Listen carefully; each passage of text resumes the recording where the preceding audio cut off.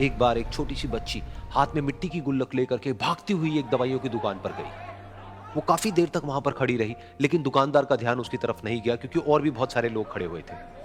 उसने दुकानदार को कई बार बुलाया, लेकिन वहां पर भीड़ इतनी थी कि दुकानदार का ध्यान उसकी तरफ गया ही नहीं। और फिर उस बच्ची को थोड़ा सा गुस्सा आया तो उसने अपनी मिट्टी की गुल्लक लेकर के वहीं काउंटर पर जोर से रख दी, जिसके बाद में जो दुकानदार था और जितने भी लोग खड़े थे वो सब उस बच्ची की तरफ देखने लग गए। और फिर उस दुकानदार ने उस बच्ची से पूछा, बेटे आपको क्या चाहिए? तो वो बड़े ही भोलेपन से बोली कि मुझे एक चमत्कार चाहिए। ये सुनकर के दुकानदार को कुछ समझ नहीं आया, ना ही वहां पर जो लोग थे उनको कुछ समझ में आया, और सब उसकी तरफ देखने लग गए। फिर दुकानदार ने बोला, बेटे चमत्कार तो यहाँ पर नहीं मिलता है। तो बच्ची को लगा कि वो उससे झूठ बोल रहा है, तो बच्ची ने कहा कि मेरी गुल्लक में बहुत पैसे हैं, आप बताओ आपको कितने पैसे चाहिए, लेकिन मैं आज यहां से चमत्कार लेकर के ही जाऊंगी। तो वहीं काउंटर पे एक और आदमी खड़ा था, उसने उस बच्ची से पूछा कि बेटे क्यों चाहिए तुमको चमत्कार? तब उस बच्ची ने अपनी कहानी बताई कि अभी कुछ दिन पहले मेरे भाई के सर में बहुत तेज दर्द हुआ, तो मेरे पापा मम्मी उसको हॉस्पिटल ले गए। उसके बाद कई दिन तक मेरा भाई घर नहीं आया। तो मैंने कई बार अपने पापा से पूछा, लेकिन उन्होंने मुझे कुछ नहीं बताया। उन्होंने बार बार यही कहा कि वो आ जाएगा, वो कल आ जाएगा, वो कल आ जाएगा, लेकिन वो आ ही नहीं रहा था।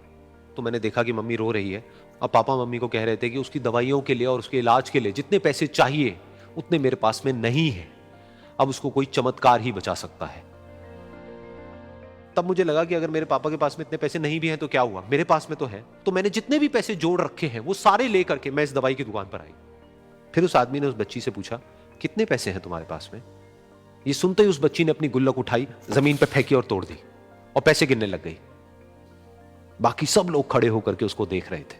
थोड़ी देर बाद उसने सारे पैसे अपने हाथ में इकट्ठे किए और बोली, मेरे पास में पूरे 19 रुपए हैं। वो जो आदमी वहां पर खड़ा था वो थोड़ा सा मुस्कुराया और बोला कि अरे तुम्हारे पास में तो पूरे पैसे हैं, इतने का ही तो आता है चमत्कार। ये सुनकर के वो बच्ची बहुत खुश हो गई और बोली कि चलो मैं आपको अपने पापा से मिलवाती हूं।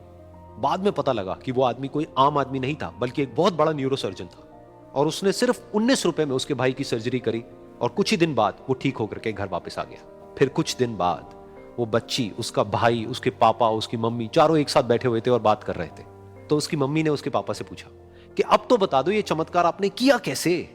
तो उन्होंने अपनी बेटी की तरफ देखा और बोले, ये चमत्कार मैंने नहीं, इसने किया है।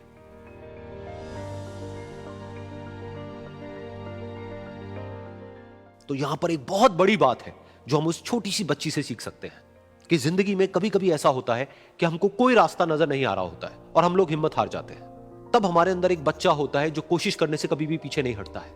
वो हार मानने को तैयार नहीं होता है क्योंकि उसको ना शब्द समझ नहीं आता है। वो बच्चा जिसके लिए कुछ भी नामुमकिन नहीं है, क्योंकि वो हर हाल में कोशिश करता ही रहता है।